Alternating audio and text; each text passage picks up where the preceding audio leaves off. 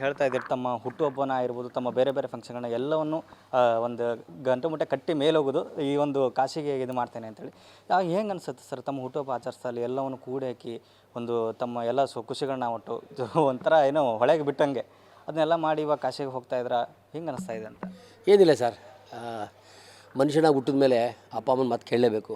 ಅಪ್ಪ ಅಮ್ಮನ ಮಾತು ನೆರವೇರಿಸಬೇಕು, ಅಪ್ಪ ಅಮ್ಮನ ಸಾಕಬೇಕು, ಅಪ್ಪ ಅಮ್ಮನ ನೋಡ್ಕೋಬೇಕು, ಅವ್ರ ಮಾತಿಗೆ ಗೌರವ ಕೊಡಬೇಕು. ಅವ್ರಿಗೆ ಗೌರವ ಕೊಟ್ಟಿದ್ದಕ್ಕೆ ನಾನು ಇವತ್ತು ಈ ಮಟ್ಟಿಗೆ ಬಂದಿದ್ದೀನಿ. ಅವರಿಲ್ಲ ಅಂದರೆ ನಾನೇನೂ ಇಲ್ಲ. ನಮ್ಮ ತಾಯಿ ಮಾತಾಗ್ಬೋದು, ನಮ್ಮ ತಂದೆ ಒಂದು ಶಪಥ ಆಗ್ಬೋದು, ಇವೆಲ್ಲ ಮಾಡಿದ್ರಿಂದ ನಾನು ಇವತ್ತು ಈ ಮಟ್ಟಿಗೆ ಬಂದಿದ್ದೀನಿ.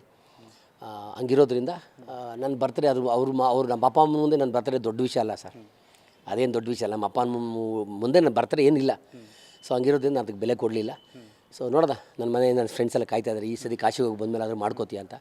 ಭಗವಂತ ಶಕ್ತಿ ಕೊಟ್ಟರೆ ಮಾಡೋಣ ಸರ್. ಅದೇ ತಮ್ಮ ನೋಡ್ತಾ ಇದ್ರೆ ನನಗೆ KGF ಸಿನಿಮಾ ಮತ್ತು ಯಶ್ ಮತ್ತು ತಾಯಿ ಅವ್ರ ನೆನಪಾಗ್ತಾ ಇದೆ ಸರ್. ಸೀರಿಯಸ್ಲಿ ಆ ಕೊಟ್ಟಂಥ ತಾಯಿ ಕೊಟ್ಟಂಥ ಮಾತನ್ನು ಈಡೇರ್ಸೋಕ್ಕೆ ಯಶ್ ಅವ್ರು ಏನು ಮಾಡ್ತಾರೆ ಅಂತೇಳಿ ಅದೇ ಥರ ಅನ್ನಿಸ್ತಾ ಇದೆ ಇವಾಗ ಅಂತ. ಇಲ್ಲ ಸರ್, ನಂದು ರಿಯಲ್ ಲೈಫಲ್ಲಿ ನಡೆದಂಥ ಕಥೆ ಇದು. ಸೊ ಹಂಗಾಗಿ ಇದು 14 ವರ್ಷ ಅದಕ್ಕೆ ವೆಯ್ಟ್ ಮಾಡಿ ಇವತ್ತು ಈ ವಾರ ಕಾಶಿಗೆ ಹೋಗ್ತಾಯಿದ್ದೀವಿ. ಅದಕ್ಕಿಂತ ಸಂತೋಷ ಖುಷಿ ಇನ್ನೊಂದಿಲ್ಲ ಸರ್. ಇದಕ್ಕೆ ಎಷ್ಟು ಕೋಟಿ ಕೊಟ್ಟರು ಸಾಕಾಗಲ್ಲ. ಇದಕ್ಕೆ ಬೇಕಾಗಿದ್ದು ಒಂದೇ ಶ್ರದ್ಧೆ. ನಾನು ಮಾಡಬೇಕು ಅಷ್ಟೇ. ಕೂತ್ರೆ ನಿಂತರೆ ಮಲಗಿದ್ರೆ ನಮ್ಮ ಅಪ್ಪನ ಆಸೆ ನೆರವೇರಿಸಬೇಕು. ಅದನ್ನು ನೆರವೇರ್ಸೋಕ್ಕೆ ಇದೊಂದು ಅವಕಾಶ ಸಿಕ್ಕಿದೆ. ಸೊ ಜೊತೆಗೆ ಇದಕ್ಕೆ ನನಗೆ ಬೆನ್ನೆಲುಬಾಗಿ ಇನ್ಕಮ್ ಟ್ಯಾಕ್ಸ್ ಜನಾರ್ದನ್ ಸರ್ ಅಂತಿದ್ದಾರೆ. ಆಮೇಲೆ ಅವ್ರ ಕುಟುಂಬ ಆಗ್ಬೋದು, ತಂದೆ ತಾಯಿ ಆಗ್ಬೋದು, ಎಲ್ಲರೂ ನನಗೆ ತುಂಬ ಸಹಾಯ ಮಾಡಿದ್ದಾರೆ, ಆಶೀರ್ವಾದ ಮಾಡಿದ್ದಾರೆ. ಸೊ ಅವ್ರಿಗೂ ಸಹ ನಿಮ್ಮ ರೆಬೆಲ್ TV ಮುಖಾಂತರ ಧನ್ಯವಾದ ತಿಳಿಸ್ತೀನಿ.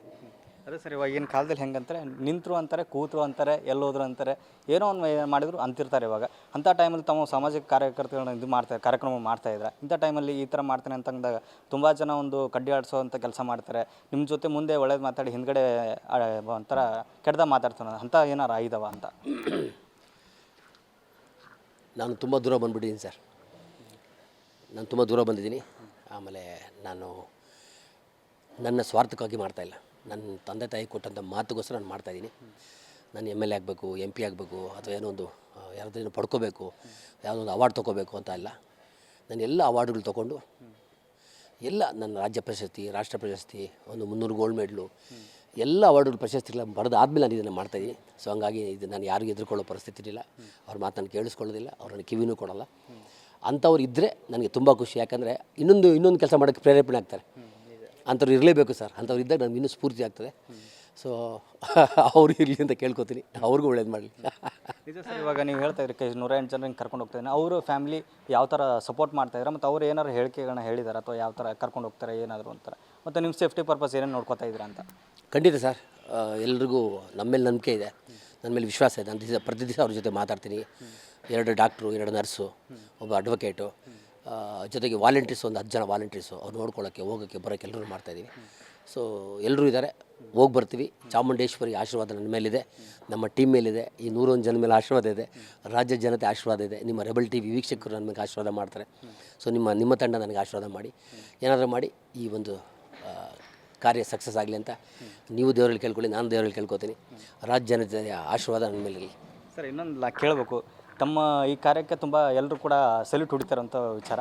ಬಟ್ ಇತ್ತೀಚೆಗೆ ಒಂದು ತಾವು ಕೂಡ ಸುದ್ದಿಯನ್ನು ಕೇಳಿರ್ಬೋದು, ವೃದ್ಧಾಶ್ರಮಕ್ಕೆ ಒಂದು ತಂದೆ ತಾಯಿನ ಬಿಟ್ಟ ನಂತರ ಅವರು ಆತ್ಮಹತ್ಯೆ ಮಾಡ್ಕೊಂಡ್ರಂಥ ಘಟನೆ. ಆ ಘಟನೆ ಬಗ್ಗೆ ಕೇಳಿದಾಗ ತಮಗೇನು ಅನ್ನಿಸ್ತು ಅಂತ? ತುಂಬ ಆಗಬಾರ್ದು ಸರ್, ಅವೆಲ್ಲ ತಪ್ಪದು. ನಾವು ನಮಗೆ ಜನ್ಮ ಕೊಟ್ಟಂಥ ತಂದೆ ತಾಯಿಗಳನ್ನ ನಾವೇ ಗೌರವ ಕೊಡಲಿ ಅಂದರೆ ಬೇರೆ ಯಾರು ಕೊಡ್ತಾರೆ? ನಮಗೆ ಜನ್ಮ ಕೊಟ್ಟಂಥ ತಂದೆ ತಾಯಿಗಳಿಗೆ ನಾವು ಒಂದು ಊಟ ಹಾಕಲಿಲ್ಲ ಅಂದರೆ ಬೇರೆ ಯಾರು ಹಾಕ್ತಾರೆ? ನಮಗೆ ಜನ್ಮ ಕೊಟ್ಟಂಥ ತಂದೆ ತಾಯಿಗಳನ್ನ ನಾವು ಎಲ್ಲರ ಮುಂದೆನೂ ಒಂದು ಪೂಜ್ಯ ಭಾವನೆಯಿಂದ ಕಾಣಲಿಲ್ಲ ಅಂದರೆ ಬೇರೆ ಯಾರು ಕಾಣ್ತಾರೆ? ಸೊ ನಮ್ಮ ಆದ್ಯ ಕರ್ತವ್ಯ ನಾವು ಮಾಡಲೇಬೇಕು. ಅಪ್ಪ ಅಮ್ಮನ ಸಾಕೋದು ಬಿಟ್ಟು ನೀನು ಯಾರೋ ಫ್ರೆಂಡ್ಸ್ನ ಪ್ರೀತಿ ಮಾಡ್ತೀಯಾ, ಯಾರೋ ಟ್ರಿಪ್ ಹೋಗ್ತೀರಾ, ಏನೋ ಮಾಡ್ಕೋತೀರಾ, ಅದು ಯಾವುದು ನಿಮಗೆ ಒಳ್ಳೆಯದಾಗಲ್ಲ. ಸೊ ತಂದೆ ತಾಯಿ ಇರೋ ತನಕ ನಾವು ಶ್ರದ್ಧಾಪೂರ್ವಕವಾಗಿ ಭಯಭಕ್ತಿಯಿಂದ ಅವರ ಸೇವೆ ಮಾಡಬೇಕು, ಅವ್ರ ಜೊತೆಲಿ ಇರಬೇಕು, ಅವ್ರು ಹೇಳೋ ಮಾತನ್ನು ಕೇಳಿಸ್ಕೋಬೇಕು, ಅವ್ರ ನಡೆನುಡಿನ ಪಾಲನೆ ಮಾಡಬೇಕು. ಅವ್ರಿಗೆ ನಾವು ಎಷ್ಟು ಭಯಭಕ್ತಿಯಿಂದ ವಿನಯವಾಗಿ ನಡ್ಕೋತೀವಲ್ಲ ಅಷ್ಟು ನಮಗೆ ಒಳ್ಳೆಯದಾಗತ್ತೆ. ತಂದೆ ತಾಯಿ ನಿಲ್ಲಮ ನಮಗೆ ಏನು ಸಾಧನೆ ಮಾಡೋಕ್ಕಾಗಲ್ಲ, ಏನೂ ಮಾಡೋಕ್ಕಾಗಲ್ಲ. ಸೊ ನಾನು ಹೇಳ್ತೀನಿ, ತಂದೆ ತಾಯಿನ ಪೂಜಿಸಿ, ತಂದೆ ತಾಯಿನ ಪ್ರೀತಿಸಿ, ತಂದೆ ತಾಯಿನ ಆಶೀರ್ವಾದ ಪಡ್ಕೊಳ್ಳಿ, ಅವರನ್ನು ನಗ್ನಗ್ಗವಾಗಿ ಇಟ್ಕೊಳ್ಳಿ, ಸುಖವಾಗಿ ಇಟ್ಕೊಳ್ಳಿ, ನೆಮ್ಮದಿಯಾಗಿ ಇಟ್ಕೊಳ್ಳಿ ಅಂತೇಳಿ ಅದೇ ನನ್ನ ಮಂತ್ರ. ನೀವು ಅದನ್ನೇ ಪಾಲನೆ ಮಾಡ್ತೀರಾ, ಮಾಡಿ ಅಂತ ನಾನು ತಮ್ಮಲ್ಲಿ ಕಳಕಳಿ ಪ್ರಾರ್ಥನೆ ಮಾಡ್ತೀನಿ. ತಾವು ಕಾಶಿ ಹೋಗುವಂಥ ಏನು ಟೈಮ್ ಇದೆ. ಸೊ ಒಳ್ಳೇದಾಗಲಿ, ನಮ್ಮ ಕಡೆ ಅಂತ ಏನು ಬೇಕು ಸಪೋರ್ಟ್ ಖಂಡಿತ ತಾವು ಮಾಡ್ತೀವಿ ಅಂತ ಹೇಳಿ ಕೇಳ್ತೀವಿ. Thank you so much. ಸ್ನೇಹಿತರೆ, ಪಾಪ ರೆಬೆಲ್ ಟಿ ವಿ ಅವರು ನನಗೆ ತುಂಬ ಆತ್ಮೀಯ ಸ್ನೇಹಿತರು, ತುಂಬ ಖುಷಿಯಾಗಿ ಮಾತಾಡಿದ್ರು. ರೆಬೆಲ್ ಟಿ ವೀಕ್ಷಕರಿಗೆ ಹಾಗೂ ನಿಮ್ಮ ಎಲ್ಲ ಬಳಗದವರಿಗೆ ನನ್ನ ಕಡೆಯಿಂದ ಶುಭಾಶಯಗಳು. ಒಳ್ಳೆಯದಾಗಲಿ. ತಾಯಿ ಚಾಮುಂಡೇಶ್ವರಿ ನಿಮಗೂ ನಿಮ್ಮ ಕುಟುಂಬಕ್ಕೆ ನಿಮ್ಮ ಬಳಗದವ್ರು ಒಳ್ಳೇದು ಮಾಡಲಿ. ಜೊತೆಗೆ ರೆಬೆಲ್ ಟಿ ವೀಕ್ಷಕರು ಕೂಡ ಒಳ್ಳೇದು ಮಾಡಲಿ ಅಂತ ಮಾತನ್ನು ಹೇಳ್ತಾ ನನ್ನ ಮಾತನ್ನು ಮುಗಿಸ್ತೀನಿ. ಜೈ ಕರ್ನಾಟಕ. Yes, thank you. ಇದಿಷ್ಟು ಜಿಮ್ ರವಿಯವರ ಮಾತುಗಳಾಯಿತು. ಕ್ಯಾಮ್ರಾಮನ್ ಸಲ್ಮಾನ್ ಜೊತೆ ರೆಬೆಲ್ ಟಿ ವಿ ಬೆಂಗಳೂರು.